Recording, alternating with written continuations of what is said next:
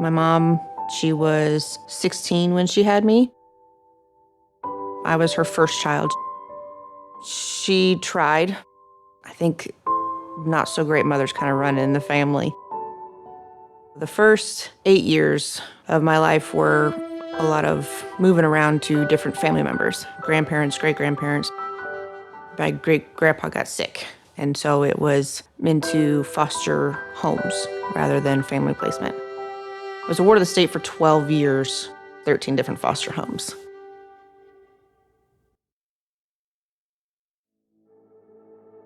The biggest challenge I had as a young kid going into the foster care system was probably not understanding what was happening. There was never an explanation. It was, here, meet your new family. This is where you're gonna be staying now. And it was hard because as a kid, you think it's your fault.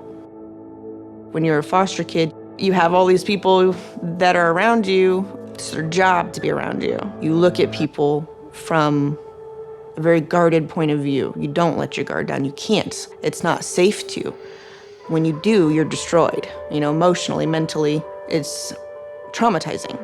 I met Diane after I got out of the last foster home. She was just a volunteer, and she came over once every couple of weeks, and during the summertime, it was what she called dirt therapy.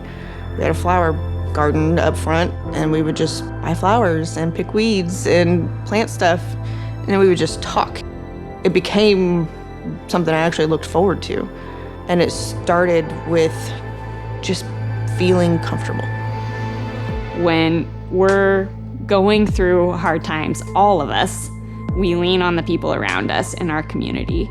For these kids, all of that is taken away at the exact moment that they have this trauma in their life. So what CASA does is build that community back up around them and make sure that some of those supports are back in place. It's just like having a friend, very old friend for them, always willing to visit them and talk with them. And so I think that consistency really speaks a lot for the kids. I think the first time she really started to get through to me is she tried to hug me. And I hadn't realized, looking back on it now, I didn't realize I hadn't hugged anybody in so long, I didn't even know what to do with it. Having a mentor at that age and having her give me the hug felt around the world changed me in so many ways. Really being able to see that there are good people. Not everything needs your guard.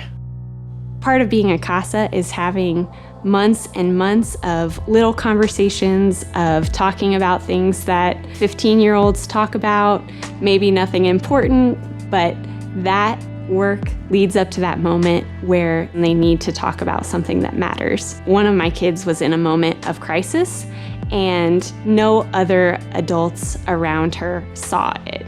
But because of the conversations I'd had with her, because of the relationships that we built, I could call attention to that with the other people in her life who were making decisions. There was a brief moment for her to fall through the crack, and I happened to be there. And at that moment, I knew why CASA mattered.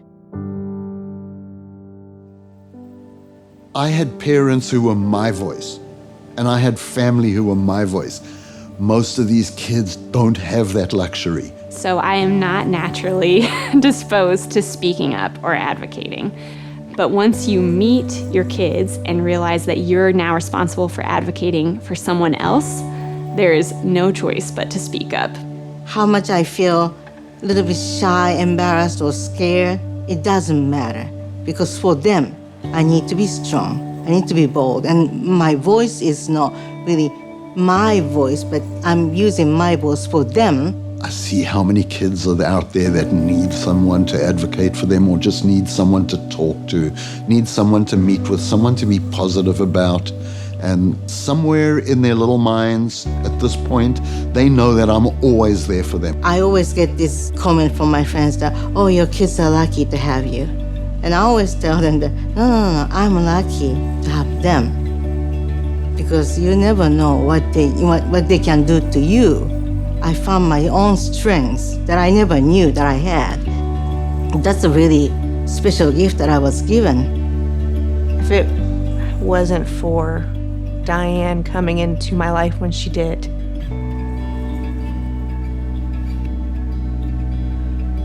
I'm not sure I would have been able to open to anybody. Giving them one person who will be there and just empathize with them without pity, without lies, without deceit, will change their life. It will help them grow into an adult that they will choose to be, not because of how they were raised or what they went through, but because they can see through you that they can be better. And that's the most important gift you can give any child.